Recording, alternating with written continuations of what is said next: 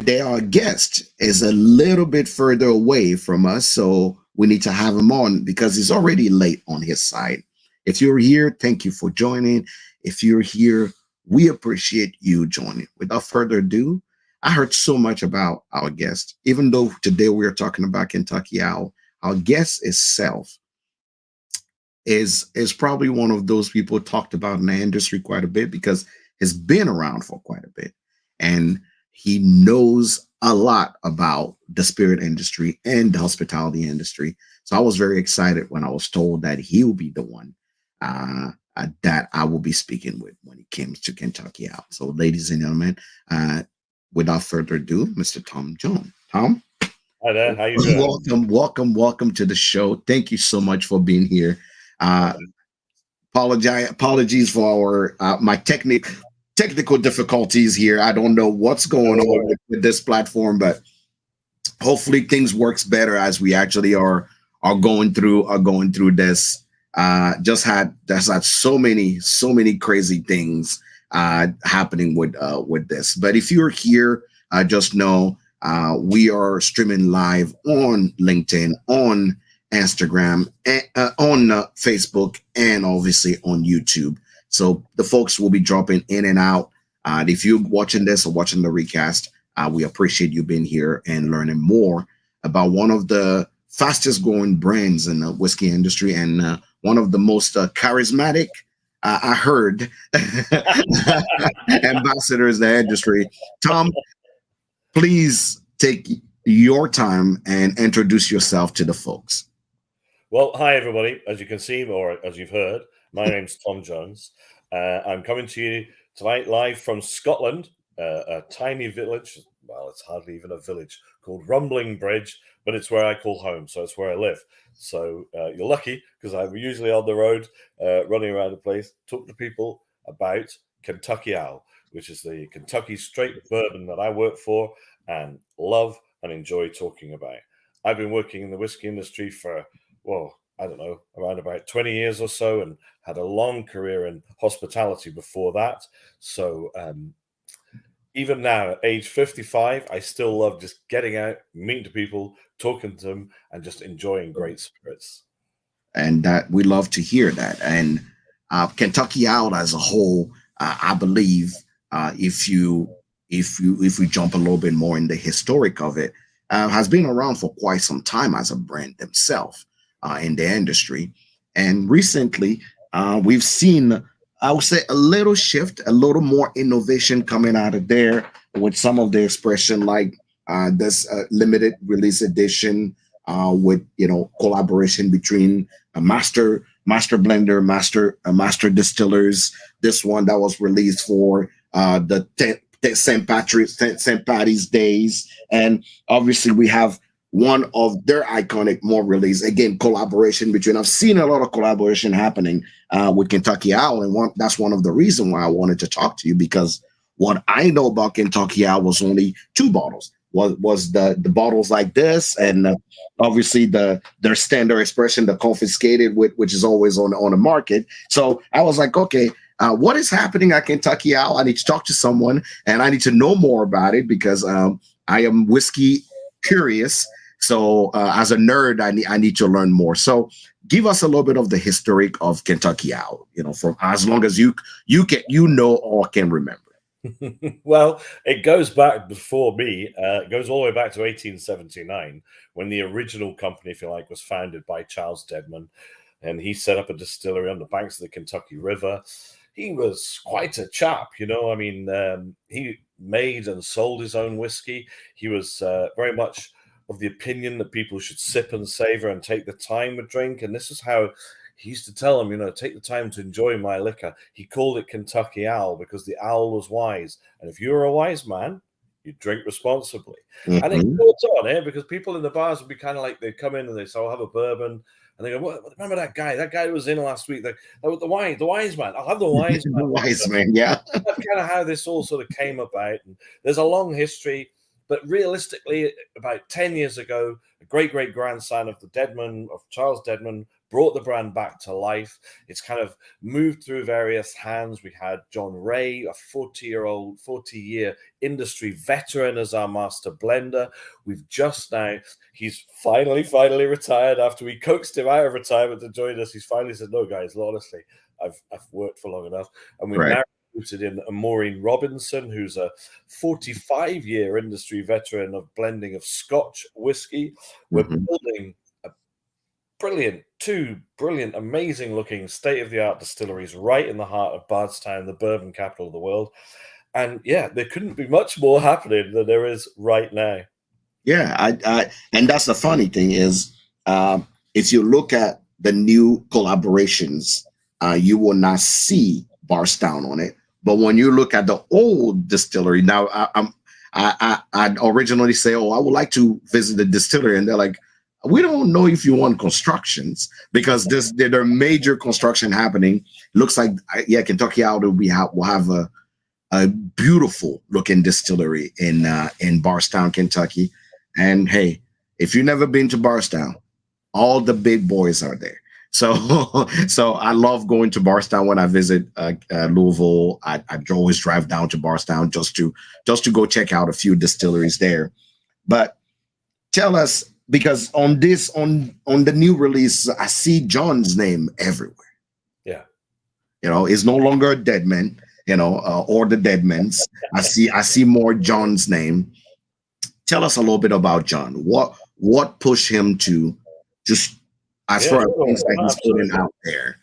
So John Ray has worked his entire life in the bourbon industry, right? He left college and he actually went straight to Four Roses Distillery and worked there for 40 years and did just about everything from when he first walked through the door right up to being the chief operating officer. So, he created everything that's great, if you like, about Four Roses, and it's known for so many different things.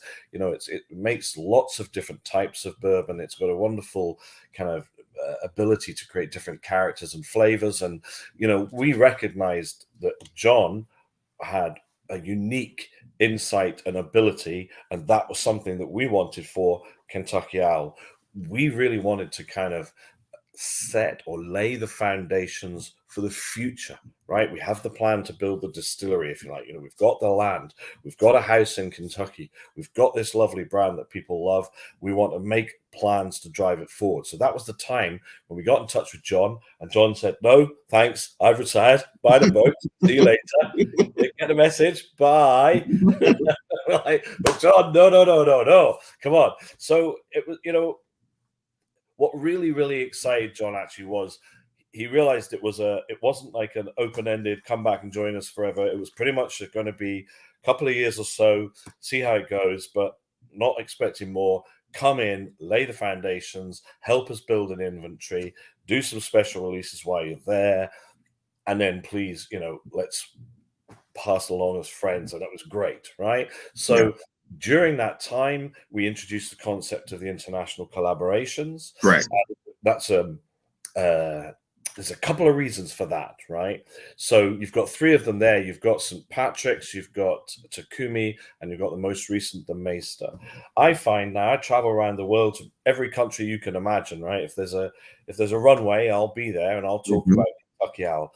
And people don't know so much about bourbon in every country. So what we did by doing international collaborations, our idea was to stretch, if you like, the boundaries of flavor of bourbon, show people that have heard of Scotch or heard of Japanese whiskey or know about Irish whiskey, which covers pretty much everyone, right? Everyone, we should pretty much have their attention. Then they kind of go, oh, right. And then when they taste the flavors and see how different they are, it makes them realize that there's a whole world of flavor available in bourbon, and that at Kentucky Owl, we are going to be continuing in that vein. So that's kind of where we are, where we have been. So during the time that John was with us, he was marvelous. It couldn't be better. Someone to work with. His final international collaboration was with Maureen Robinson, who he was delighted to see, if you like, take up the role and carry on the work he'd started. There's the edition that she worked together with him on.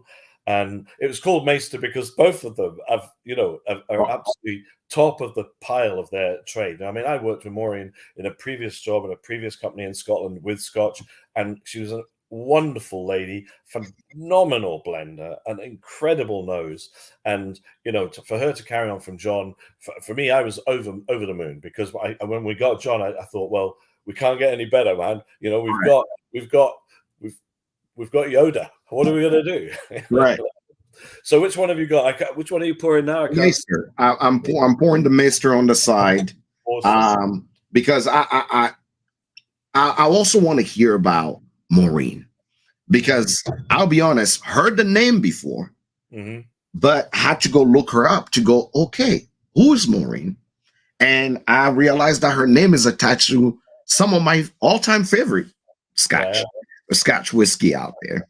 And I can tell that Maureen is much more shy in her lane of what she does, but her hands in a lot of whiskey. And coming to Kentucky Owl, I have this feeling that there will be a twist happening. I'm a little scared and skeptical as the average whiskey, bourbon head, where I'm like, I don't know if Scotland can give me good bourbon. I know they can give me single malt, but can they? But I have this thing in my head where that's why I went straight for the Maester, because I say, if John and if John and her sit in the same room and create something, I'm really curious to see what that's gonna be. Yeah. No, for sure. I'm a single malt lover and I'm a bourbon lover, both as one. I've drank whiskey around the world. So when those things happen, I'm very curious, because it's more of an excitement for me. It's not boring. It's different. It shows what the future of whiskey may be. So this expression is both of them. I'm assuming is bourbon whiskey. Oh yeah, it's all from bourbon. Kentucky, from Kentucky. Yep. It's blended. The Scotch Master blender. This is a 50% ABV. Absolutely. And the age whiskeys, there's 5 whiskeys in total. Okay. The ages are 4, 5, 8, and 9. 4, 5, 8, and 9. So for us, actually, the top end, the oldest one, 9, that often, and in the previous collaborations, the oldest whiskies are a little bit older than that. But what Maureen wanted, or what she felt an affinity for, was, in her mind, she was thinking about a lot of the fruitier Scotch whiskies, single malts, blends that you get. Now, obviously, right, there's not going to be any smoke, because we don't do smoke in Kentucky, right? So, of course, she's going to be thinking about smoky whiskey. But she was drawn to some of the lighter, sort of fruitier notes that you find often in Speyside, for example, in Scotland. So, actually, it's not a surprise that we didn't have any, greatly older or more barrel-aged expressions, because those would bring a lot more spiciness that she wouldn't recognize as Scotch. So that's why the age profile is where it's at. But I think you're nosing it already. You should find it's quite fruity on the nose, and have a wee sip. It's nice, fruity, dark maraschino cherries on the nose. A little bit of baking spice coming through with that cinnamon, but beautiful fruit. It reminds me of Christmas. Yeah. And of course, one of the things to remember, about Scotch whiskey is, what do we, because I'm sitting in Scotland right now, what do we mature or age our whiskey in? It's American oak, baby. Ex-bourbon cast for the most, yeah. So, a lot of the characteristics, or if you like, the dynamics of what's happening inside the barrels or the casks in Scotland, it's experiencing some similar dynamics. And that's why you can get some similarities in flavor, albeit that the cereal is different and it's a different part of the world. This is not what I expected from the nose. Okay. It still holds some character, still have some nice, beautiful mouthfeel, nice sweet brown sugar at the beginning there. Mid palate is solid. The finish there, nice bacon spice, what you look for from that what I call the Kentucky bourbon profile. Mhm. What we look for is that nice spice coming back down, a little peppery, but beautiful on the mouthfeel. Solid toffee notes right at the beginning there.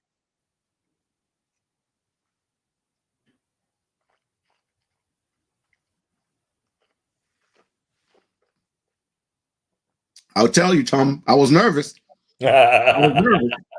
How you feeling now? I do not hate it, and I actually like it because for me it's a nice sipper and holds all the integrity of the whiskey itself. You can tell there is some aged whiskey in here because of that oakiness that you get in the mid palate. The finish on this is solid. For being 50% ABV, it's solid on the finish. You get that nice bacon spice on the back, some cinnamon note. There a little bit of that anise-ish, but the front is beautiful, solid, goes down easy. It's a nice sipper. There is nothing aggressive about it. He has some softness and it's round and perfect. So I do not, I do not. My fears just melted away as I had it. I'm like, this is perfect. Good. This Oh, I'm this glad you like him. no cocktail needed. Not It's just a beautiful, nice sipper. Mm, this is a good drink. This is a nice pour. Good. I'm glad you like I'm it. I'm already looking forward to things that Maureen is going to do because in my head as I'm looking at this I'm like, okay, I can see now. I almost say when you test someone whiskey, you know a little bit about them as who they are Yeah. and their personality, and I can tell now what's happening here, and I'm really looking forward to things she's gonna put out there. It's quite exciting. If you hear, and if you my question will be, have you tried the Maester of Kentucky out? And if you haven't, what are you waiting for? This is definitely a solid release. I Yeah, I'll have to sit down and do a full review of it on my YouTube because now that I know more about Maureen and I know the intent that John has, this is the beautiful farewell. This is probably one of those beautiful farewell that you can do to the brand. But speaking of John and collaboration, we already had somebody asking a special question already about an expression that was out. They wanted to know first if there's plan to release more of these. The Takumi, which is, I believe, this That's it. expression. That's the one. It's Tell us a little bit about how this collaboration came about. So the first thing, just to answer the question, is no, there's no more. These are one-offs. No more. There are one-offs. So when they're done, they're done. Gerald, you heard the man. Now, I would add, right? But you can never say never, right? If somebody turns around, who knows what might happen in 5 years or 10 years, and somebody says, "Oh, let's do another one." But Right. there is no plan, and we are not. We view these as one-off opportunities, and we want to be strong on that because it also makes them. If someone buys it because it's a limited edition, we want them to be, that it is a limited edition. Wow. Process, as it was for Maureen, as it was with Yuski, the gentleman that we worked with this time, and with Louise McGuan on the Irish one, is very similar. Although, Yuski is quite a young distiller and blender. He works at the Nagahama distillery, which is just on the shores of Lake Biwa. It's the largest lake on the Honshu, the main island of Japan. So it's quite Yeah. a beautiful setting. It's a very small distillery. It's only Mhm. 27 square meters in size. 27 square Yeah. feet. Yeah, so Is it's there pretty even a small. place for a steel? Yeah, there's plenty of room for a still. I'm used to Kentucky distilleries where Yes, I know. throw a rock about 2 kilometers before you I hit know. something. I know. But no, so they're very specialist, very craft orientated. Everything is handmade, and we were really taken with his whiskies, the acclaim that he was getting, and we viewed with Takumi, it was almost like a master and an apprentice. Not that we're saying that Yusuke didn't have lots of experience. He did. But this would be a new experience from coming to Kentucky. And added to that, he doesn't speak English, right? Okay. And of course, John Ray, 60-odd-year-old man, doesn't speak Japanese, by the way. Right? I want to be a fly on the wall trying to see those two try to communicate. So it was quite it's a different session, because when Louise came over, her and John were chatting away, and it was and he couldn't stop them saying. Maureen and John was like, correct. It was slightly different. But wow, what a skill Yusuke has. He picked out some phenomenal whiskies. John was bowled over, to be honest with you. He just said, this lad is a natural. It just is a natural. And I don't think you could pay him a higher compliment, So approaching the blend, this, the ages go slightly higher. I think the oldest one from memory is, 13. It's 4, 5, 6, 13. So we've got some older stuff coming in there, which is going to kind of bring... that brings some of the spice. You'll find it's still fruity, perhaps more of a dried fruit kind of note. Dry fruit, definitely dry fruit. Yeah. We get that dry fruit. For me, it tastes, it smells older. You get that oak coming through, those dry fruit coming through, some pear. The funny thing is the nose had a weird fruit in it, not the dark fruit, but more of a light stone fruit. Yep. Apple, citrus, pear on the top of the nose on this one. There it is. Yep. It's quite interesting, because it shocked me right away when I went to the nose. And my expectation were more of those darker notes, but there's bright notes on this. Okay. Cheers. You're not pouring, but cheers, mate. Cheers.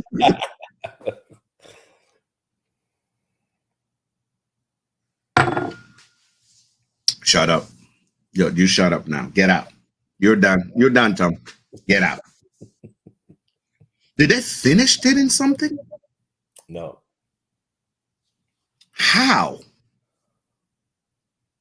That finish is interesting.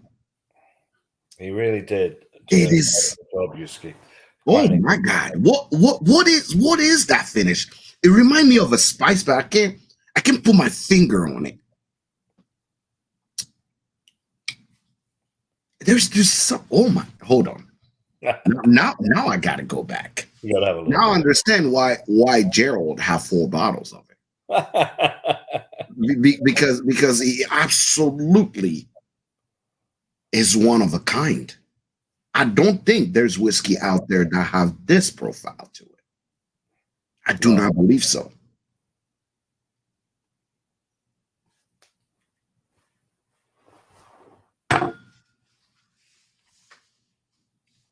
Get out. Oh, my days. Wow. Oh, my. Yeah, okay. There's something here. What type of barrels? Which barrels did they pick? Because the profile on this whiskey is so authentic and separate, different from what I've not tasted a whiskey like this ever.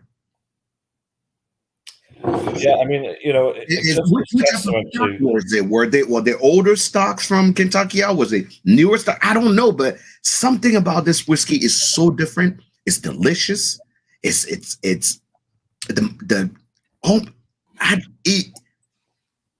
I can't speak. That's let's just we were really lucky, and again, it underlines what our intention was, and the intention was, with international collaborations, to show there was a much greater breadth of flavor in Kentucky straight bourbon than many people were aware of. Oh my God. Again, that absolutely nails that intention. I'm telling you right now, I owe Kentucky Owl an apology. I really do, because I was on a podcast a few months back, and I said, I don't know what's happening to Kentucky Owl. They bring out all these weird, release. I'm used to my rye, and I'm used to, my bourbon from Kentucky Owl, 10 years and more. And that's all I want. That's what I want. But There's just this weird thing happening there. And but he created also the curiosity to know what in the heck is happening there. Yeah. But now I understand. Being someone who, is an immigrant to the US, grew up in a different continent, I always preach people to let their palate explore. So I am a jerk because I did not actually let my palate explore because I thought traditionally, what I'm looking at bourbon as somebody who, half of his life in the US, I I look at bourbon only, as a monolith. I don't really look at it as being diverse. And you guys are doing something that is so transcendent in the way we should look at American whiskey internationally. And so what does Yaske himself does? Is he releasing himself? Does he have his own brand that he release under, or does he work with y'all particularly for the US version? So no. So Yusuke Yahisa works solely at the Nagahama distillery in Japan. He just came over and worked for a short period of time with John to create that blend, the Takumi edition. And now he's back in Japan making his whiskey, exquisite whiskey that it is. So like with the collaborations, they're just short, brief moments in time, an opportunity for us to grab someone with expertise from another part of the world and get their, if you like, snapshot, their photo of what they thought of that bourbon on those days and how it made the blend. And that's how we managed to get it different, because the important thing is that we don't want to, if you like, condition someone into try lots of bourbon. This is Kentucky straight bourbon, make another Kentucky straight. We really want to grab them literally and capture the contents of their mind or their nose, really. Oh yeah, I'm looking up Nagahama whiskey right now, and I see it makes sense now. And yeah, this is just came on my radar, and I cannot be any more excited for what's out there, because you are revolution. You're putting a revolution again, transcendence and taste and profile that people are not used to. And even me, as us, I'm a whiskey educator. I am impressed. I'm impressed by what's going on here. That's really kind of you. Thank you very much. Absolutely. So the I see obviously the standard expression that people usually can see, which is again the older kind of dead man version, is the confiscated. It's the one we see obviously on the market. You may tell me, you may not know, but we have this collaboration coming out of Kentucky out. What should consumer expect? What is coming? Well, what is Kentucky Owl want to see as, or is cooking as new expression coming out? Would you say only the confiscated?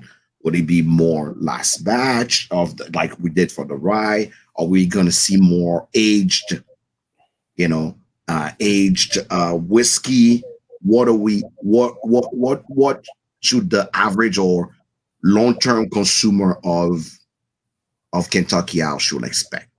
Sure. It's a great question. And obviously, it's what people always want to know, don't they? Everyone wants to know what's new, what's exciting, What's what's next? What's new? exactly. That's good. So I think the important thing is that what John did for us was lay the foundations and get us the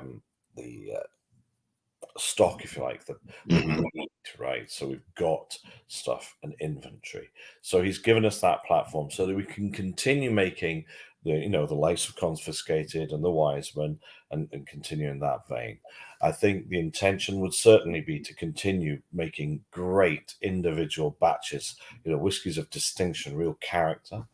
I would be delighted to see more international collaborations, but I'm going to be 100% straight down the line and honest with you. Is the plan at the moment is to get Maureen to spend time. She's going to come out and live for a little while in Bardstown. She's going to look at all the stocks, and she really is going to be the guiding light on where we go next, whether, like you say, it could be with aged expressions or more batches or more collaborations. So nothing's off the table, but there's nothing I can say. I can't give you a I giveaway. know, Go, I oh know, wait out. I Just, know, I know. we looked at it, and the best thing we saw was, in some respects, we've brought Maureen in. It's a kind of new slate, if you like, albeit she's an industry Hall of Fame, 45 years experience, highly qualified and loaded master blender of Scotch.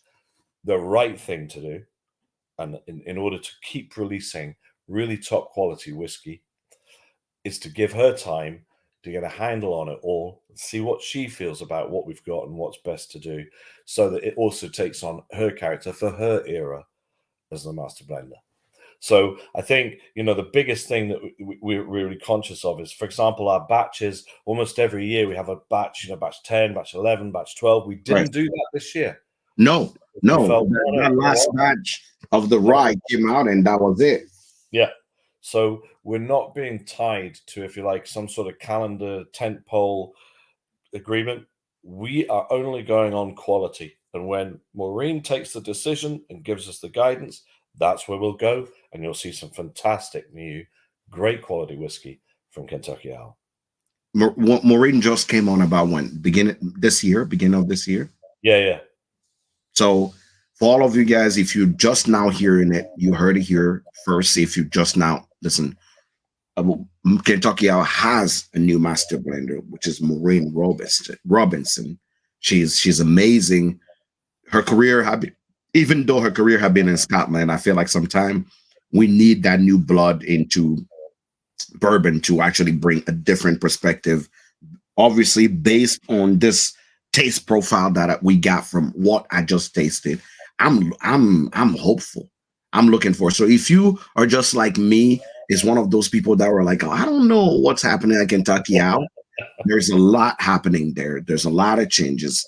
What is the projected date or time where the distillery may be ready? Are we looking 2024? Well, yeah, and I'm not sure, because I was across earlier. I came across for the Kentucky Bourbon Festival in September. We had a look. Yeah. I've seen they've done a lot of ground leveling, and I've seen that we need to start.